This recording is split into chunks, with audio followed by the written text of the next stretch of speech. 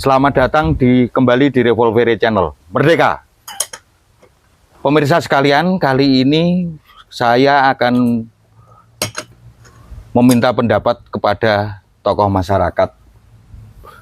Saya menemui Mas Diarto. Beliau adalah salah satu aktivis tokoh masyarakat di Kabupaten Pati, juga salah satu pendiri PDI Perjuangan. Kali ini saya akan berdiskusi dengan Mas Sudiarto SH tentang kejadian yang baru-baru ini terjadi menyangkut dengan viralnya salah seorang anggota DPR dari fraksi PDI Perjuangan daerah pemilihan Jawa Tengah 3, yaitu mantan Bupati Pati yang kebetulan saat ini terpilih menjadi anggota DPR RI dan duduk di Komisi 5. Ada beberapa hal yang akan kami soroti, namun hal ini bukan tendensius ya, kami mensoroti secara umum. Di antaranya tentang keputusan MKD yang hanya memberikan peringatan tertulis. Dalam hal ini, kewenangan MKD sebenarnya tidak hanya sampai di situ, namun kewenangan MKD bisa kemudian menindaklanjuti apabila pelanggaran kepada anggota DPR tersebut masuk dalam aspek hukum pidana. Dalam hal ini, Mas Diarto, setelah kita pelajari, ternyata Pak Haryanto itu melanggar dua pasal. Pasal 281 KUHP yang menyangkut tindakan asusila dan Undang-Undang ITE pasal 45 Jo pasal 27 ayat 1. Nah, di sini nun sewu Mas Diarto, panjenengan selaku pendiri PDI Perjuangan, selaku tokoh masyarakat yang juga aktif di media sosial, TikTok Mas Diarto ini sering viral. Nun sewu, TikToknya bernama Kohahok, ya. Haji Ahok. Nun sewu Mas Diarto, pendapat panjenengan tentang Pak Haryanto ini dengan viralnya video kemarin harusnya seperti apa aja, Mas? Enggak, yang kita ini ya, itu kan sudah jadi pembicaraan di warung-warung, jadi sudah pembicaraan di masyarakat khalayak umum lah. Ya, saya juga merasa prihatin. Cuma gini ya, kalau kita melihat, membaca itu keputusan MKD itu kan final dan mengikat, kan di situ. Lah kita kan sebagai masyarakat bawah kan bingung itu loh.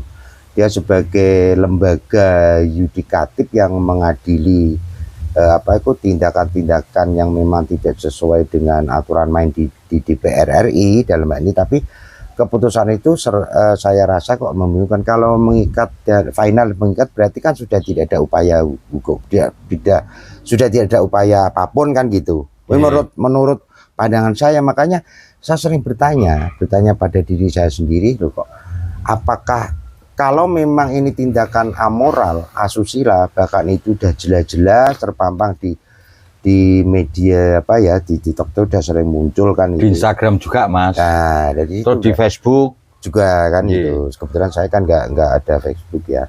Nah, terus ini gimana tindakannya? Apakah tidak ada kewenangan MKD ini untuk, kan di situ keputusan kan jelas memberi sanksi teguran tertulis kan gitu. Berarti itu kan sanksi. Yang namanya sanksi itu berarti kan benar-benar itu sudah valid adanya lah, sudah terbukti kan gitu. Nah, ini apakah kalau sudah final dan mengikat itu berarti kan sudah tidak ada upaya hukum lain kan gitu. Padahal ini kan masalah etika moral kan. Dan menyangkut pelanggaran hukum. Karena ada dua pasal. Nah, di situ lah. Kalau memang ini kalau ini memang nanti seolah-olah kan ini kan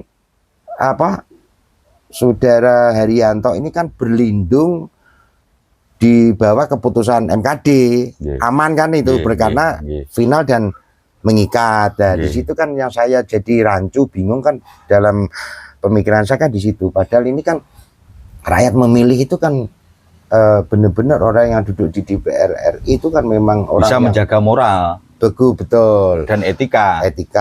Karena ya, mewakili aspirasi pemilihnya. betul. Dan membawa suara rakyat kan di situ. Dan orang yang duduk di sana itu kan saya yakin lah, kita yakini waktu kita nyoblos juga kan kita yakini mereka itu orang bermartabat kan gitu loh. Non sewu Mas Jarto, saya potong sebentar. Saya koreksi MKD itu bukan lembaga yudisial.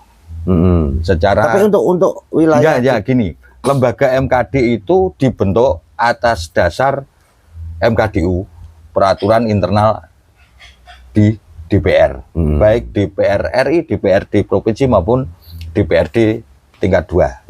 Kalau dulu namanya Badan Kehormatan, Mas. Nah, tugas pokok fungsinya itu menjaga marwah DPR, terutama ke marwah anggota-anggotanya. Betul. Ya. Sedangkan kewenangannya adalah apabila kemudian terjadi di situ pelanggaran hukum, MKD itu juga berhak untuk kemudian mengawal dan menindaklanjuti.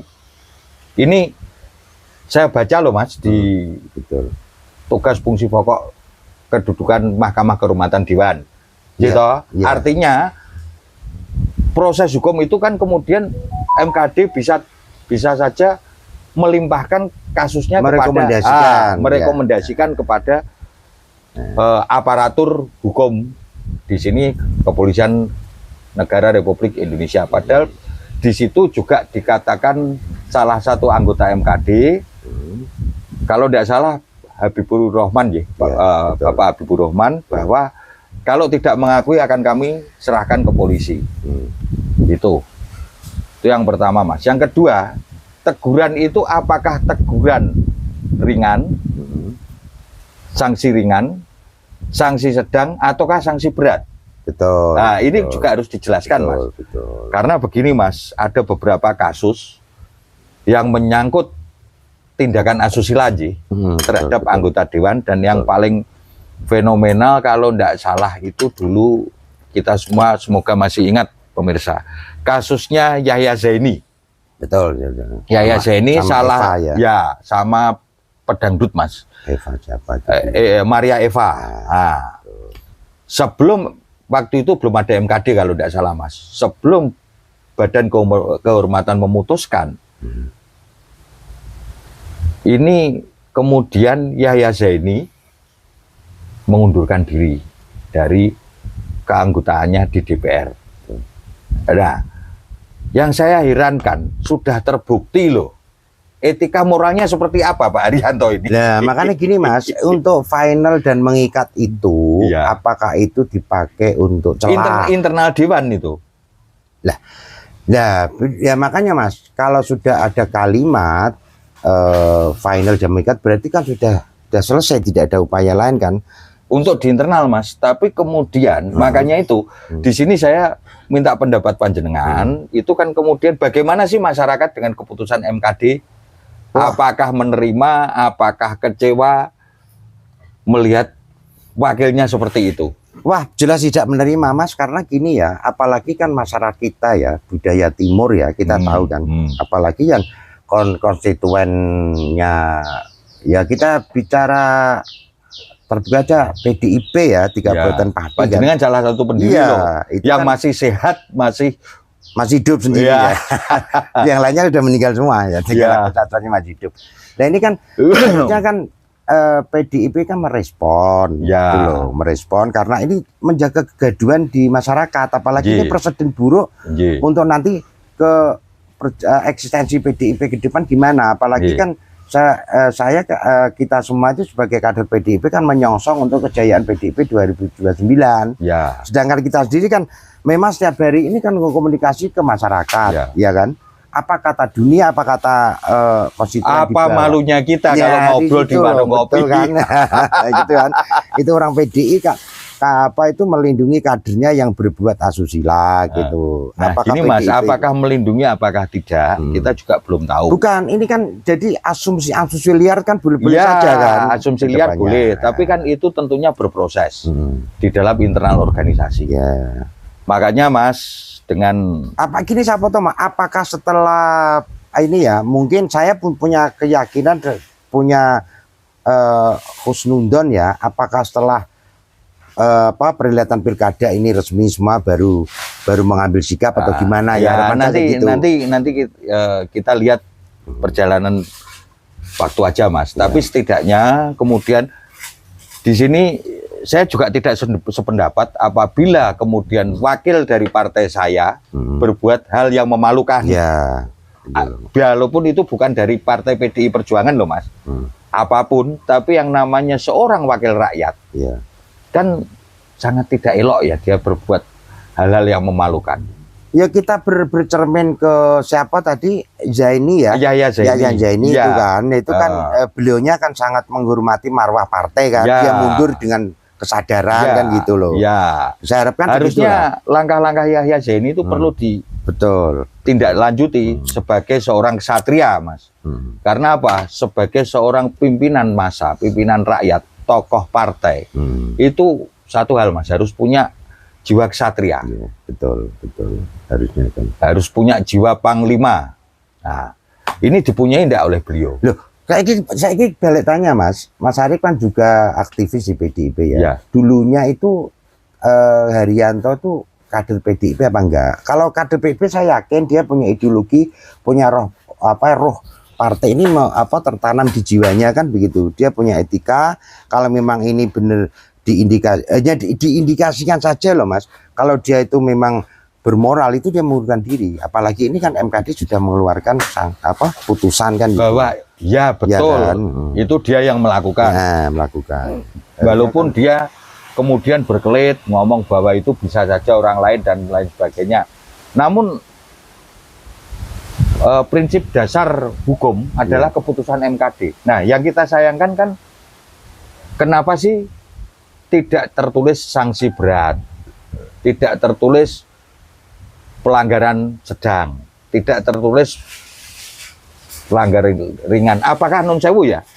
Apakah ini MKD itu juga bisa dikondisikan ya? Nah, aku mau bicara gini Mas. Ya, seperti lembaga yang lain, lembaga hukum kita lah di dalam ini kan bisa terbangun trust di masyarakat bawah Mas ya. Jadi ketidakpercayaan kepada semua lembaga kan itu kan sangat menjadikan presiden buruk terhadap perjalanannya pemerintahan kita kan gitu. Semua lembaga ya kok bisa diobok-obok kan gitu. Yang katanya hukum sebagai panglima ternyata enggak. Ini kan kalau saya pikir ini kan kemarin di VT saya juga itu kan ini putusan MKD ini saya rasakan kayak lucu-lucuan aja gitu loh kan gitu. Pokoknya ono kejadian, kemudian dia mengangkat, bekerja, itu kan. Memutuskan. Nah, tapi dasar memutusnya seperti apa, Mas? Nah, soalnya kan begini, Mas, saya pelajari juga ya. Kasus Haryanto itu tidak masuk dalam jerat undang-undang pornografi loh. Terus masuknya di KUHP yang mengatur tentang kesusilaan, tindakan asusila. Apakah pornografi itu tidak termasuk dari kesusilaan kan? Betul Mas, tapi kalau undang-undang pornografi itu membuat, membikin, dan kemudian mengedarkan, atau memproduksi. Lah ini kan dia keempatnya ini tidak Mas. Namun kemudian dia melakukan perbuatan tidak senonoh kepada orang lain, ya toh. Ini kan masuk dalam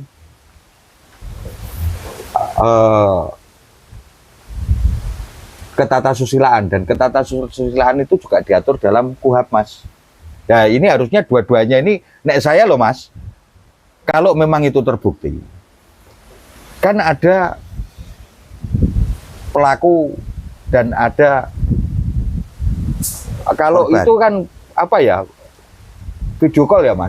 Berarti kan ada dua sisi hubungan. Ya betul. Ya toh. Dua sisi hubungan ini kan berarti apakah dua-duanya pelaku, apakah satunya korban. Nah, ya kan? Ya, betul, betul. Nah, ini apakah Haryanto ini pelaku? Dia kemudian meminta si perempuan itu untuk melakukan perbuatan tidak senonoh, ataukah justru si perempuan itu yang kemudian menyuruh Haryanto melakukan hal-hal yang tidak senonoh? Betul. Nah, harusnya dua-duanya ini dihadirkan di MKD, Mas. Harusnya MKD itu, misalkan tidak di MKD, karena mungkin atas dasar kewenangan ya, Mas. Harusnya MKD kan mengawal putusannya ini di tingkat apa ya? Di tingkat yang lebih tinggi, di tingkat hukum. Yudikatif ya. Ya, artinya kemudian MKD melimpahkan putusannya ini kepada kepolisian Ya, untuk melakukan merekomendasikan penelusuran bersama. dan penindakan Ya. lebih lanjut atas keputusan dari MKD. Nah, makanya itu Mas, mari kita sama-sama dorong MKD dengan keputusannya kemarin untuk kemudian menindaklanjutilah Ya. ini kepada pihak-pihak yang lebih berwenang melakukan fungsi penyidikan dan kemudian melakukan fungsi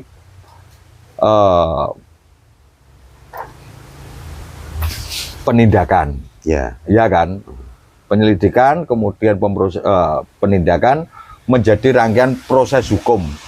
Harusnya begitu ya, Mas ya? Ya, betul. Nah, saya kalau saya nyoroti kan untuk efek sosialnya ya, Mas. Ya. Karena kemarin saya juga keluar Sambil kan. makan roti, Mas ya. Maka silakan, Mas. Yeah. Saya kemarin tuh sampai ya biasalah anak-anak itu kalau saya lewat kan pada teriak-teriak dari jagungan ngopi kan. Ya pembicaraan ya itu. Terus saya ngomong apa? Pokoknya nyatanya di partai kita aja kan ya nggak bergeming kan gitu. Seolah-olah ini kan ya saya pandangan saya sementara ya sudah kalau memang sudah itu jadi putusan MKD dan final mengikat ya udah anggap itu dianggap selesai bagi mereka kan gitu. Tapi efek sosialnya itu luar biasa, Mas. Ya. Luar biasa. Kita nanti yang di bawah ini. Di samping itu gini, Mas. Kemudian nanti akan ada tindakan-tindakan lain yang mungkin juga akan dilakukan oleh wakil-wakil kita di Senayan atau yang duduk di lembaga legislatif yang lain. Ya toh, Mas? Betul. Kemarin tuh saya Mas, merasa bangga ya dengan partai kita ya PDIP ya, dengan munculnya gensi anak-anak muda yang berprestasi luar biasa kan seperti Bima Mujab, Seno siapa tuh dari Surabaya, Bagaskoro, terusan Gus Ipin, kemudian yang caleg-caleg yang anak muda luar biasa itu kan. Apakah ini tidak menjadi untuk edukasi bahwa pelajaran di dalam bahwa itu kalau anak-anak muda itu harus beredukasi dengan ini edukasi perilaku betul. Ini kan mencoreng dan saya khawatir bahwa nanti dalam mindset pemikiran tokoh-tokoh muda di PDIP itu hal itu seolah-olah itu dibenarkan gitu loh. Gini, Mas, gini. Takutnya di situ. Gini, kita jangan membuat dikotomi hanya PDI. Enggak, Mas. Yang paling berbahaya adalah tindakan-tindakan ini. Kan kemudian menjadikan rusaknya fondasi dasar moral. Ya. Kepada seluruh bangsa Indonesia. Gitu loh, Mas kan. Dengan munculnya generasi-generasi akhirnya lho kuwi ngono wis dibarno kok. Hanya kayak sanksi tertulis kok. Makanya padahal dalam perkembangan zaman di era globalisasi yang kemudian semua orang bisa dengan ada ini bangun tidur kan kita pastikan anak muda itu apalagi anak-anak kecil. Itu loh, anak-anak kecil ya. Jadi nation and character building bangsa ini yang kemudian bisa dipertanyakan, Mas. Betul. Nah ini makanya kenapa saya tadi bicara partai ya dalam ini PDIP karena apa? Kita mulai dari lingkungan kita lah. Kita sebagai simpatisan sebagai kader PDIP kan, ayolah tolonglah ini ya supaya. Namun gini, Mas, gini. PDI itu kan adalah sebuah organisasi besar, sebuah partai dengan infrastruktur paling hebat se-Indonesia, Mas. Betul. Satu-satunya partai nasionalis yang punya prinsip dasar pokok ideologi. Betul. Nah, kenapa kemudian kita ini masih bertahan di PDI Perjuangan? Sesenti pun tidak akan. Ya, karena itu adalah partai yang sangat hebat. Betul. Dengan jelas mempunyai ideologi, yaitu ideologi Pancasila 1 Juni yang itu kemudian terjemahan daripada Ya, ideologi Bung Karno ya. yang waktu itu berdialog dengan Pak Marhen dan kemudian ideologinya dinamakan Marhenisme. Ya, intisari dari Marhenisme ya Pancasila itu, Mas. Betul. Nah, itu loh. Maka itu ya insya Allah, Mas, aku dengan partai yang seperti itu kan partai yang sangat luar biasa, Mas. Iya betul. Nah, janganlah dirusak oleh kader-kader seperti betul, Haryanto ini lah. betul. Ini Gitu loh. kan kalau saya apa ya dalam perjalanan ini kan baru kali ini, Iya. ya kan? Nah, Coba dari kita flashback ke belakang, Ya. ya kan baru ini ya. mengalami ini kan. Kenapa? Dulu non sewu, Mas, saya Ya. garis bawahi dulu ada PDI juga digoyang perbuatan asusila salah satu kadernya, anggota fraksi PDI Perjuangan di DPR RI juga. Beliau bernama Caroline Margaret Natasha dari Kalimantan, Mas. Namun dengan gagah berani, Sis Margaret ini masih muda, Mas, cantik lagi, Mas Margaret ini. Dia kemudian bisa membuktikan bahwa pelaku tindak asusila itu bukan dirinya. Dan pembuktian itu dilakukan di kepolisian, Mas. Mosok ini Haryanto kalah sama Caroline. Loh, enggak, Mas. Loh, Caroline itu usianya belum ada 40 loh saat Ya. ini, Mas. Tapi kalau lihat sepintas, kalau background yang digunakan itu kan memang benar-benar Loh. kamar dia, Haryanto ini loh. Itu kita praduga tak bersalah, Mas. Jamak orang mengatakan bahwa itu di ruang kerja Ketua PMI. Dan Haryanto itu menjabat Ketua PMI Cabang Pati.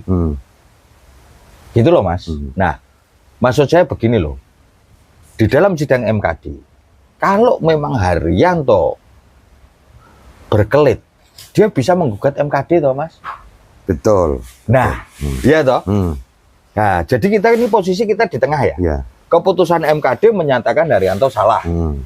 Haryanto tetap bergeming tidak mengakui bahwa itu perbuatannya. Ya toh. Untuk menghapus semua ini, Mas, Pak Haryanto itu harusnya melakukan tindakan pembuktian. Betul. Betul. Jadi kita di sini jangan mendiskreditkan Pak Haryanto tok. Tapi ayolah Pak Haryanto, come on. Mr. Haryanto, mantan Bupati Pati. Ya toh? Lakukan pembuktian. Ya. Nah, justru itu, Mas, karena Jangan you hanya diem lah. Lah, Gitu makanya loh. saya tadi ini merugikan partaiku loh. betul. Karena tadi saya kan dari awal kan sudah ngomong, dia itu seolah-olah kan berlindung di bawah keputusan MKD cuma Nek saya begini, Mas, bukan berlindung ya. Haryanto harusnya melakukan tindakan pembuktian kalau itu bukan dirinya, dan kemudian Haryanto menggugat keputusan MKD kalau terbukti itu bukan dirinya. tapi kan gini, Mas, ya, keputusan MKD kan cuma teguran tertulis kan. Iya, iya. Itu kan Apapun itu, Mas. nah, ya dirugikan tetap PDIP. Ya, yang dirugikan itu PDI Perjuangan. Kalau Haryanto, nah ini saya dorong ya kepada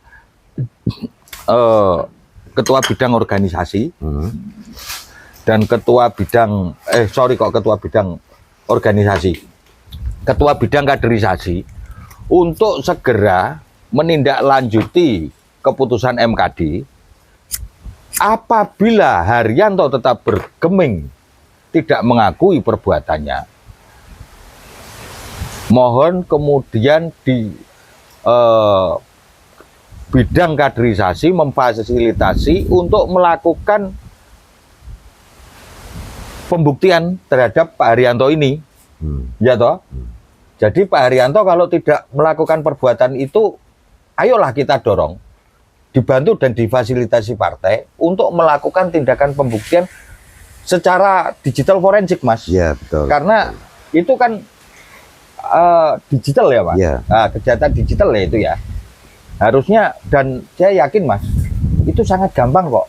Polisi punya segala perangkatnya. Iya, betul. Nah, Roy Suryo juga bisa. Bisa. Iya toh. Undanglah pakar-pakar telematika. Kemudian membuat konferensi pers bahwa ya ini bukan saya, buktinya ini loh. Ya itu loh, Ah. kan gitu. Kemudian kemarin kalau saya diputus MKD seperti ini, ya toh, itu salah, wong ini buktinya ini kok. Betul. Ah, itu loh harusnya Pak Haryanto harusnya melakukan tindakan itu. Sepakat ya Mas? Ya sepakat, makanya Artinya itu tidak terhadap Haryanto dan kepentingan Haryanto ya secara personal, betul. tapi kepentingan yang lebih luas marwah Partai PDI Perjuangan. Satu. Kemudian keluarganya Mas. Ya. Kalau Haryanto tidak melakukan pembuktian bahwa itu bukan dirinya, kasihan keluarganya Mas, menjadi bahan bullying masyarakat. Ya toh? Maka itu saya sarankan lah. Kalau saya kalau gini Mas, yang sangat dirugikan itu PDIP ya. PDIP sangat Loh, betul Mas, Ya. tapi kemudian tidak hanya PDIP Mas. Enggak, ini kan Lah nun kita sewu Mas, konteksnya. misalkan keluarganya jalan ke mall, Hmm. misalkan ke Pati dia jalan ke pasar, apa tidak? Iya betul, tapi eksistensi PDIP Ya, tetap- itu secara itu lebih loh. luas Mas. Tapi dia selaku kepala keluarga, ya kan, harusnya kan yang terkecil aja. Marwah kehormatan keluarga harus dijaga loh Mas. Iya betul. Caranya bagaimana? Dengan dia melakukan pembuktian. Pak Haryanto, saya dukung Anda kalau kemudian Anda segera melakukan tindakan pembuktian, entah itu konferensi pers atau apapun. Lakukanlah pembuktian yang bisa dipertanggungjawabkan. Saya dukung Anda, Mas. Ya, sepakat ya, Mas ya? Sepakat memang itu. Kan ini klarifikasi kan perlu. Ya. Kan? Jadi jangan sampai di masa Jangan hanya diam. Ya betul. Soalnya gini loh. Tanggal 3 Desember sampai ini tanggal 21 ya, Mas. Pak Haryanto kan hanya diam. Diam.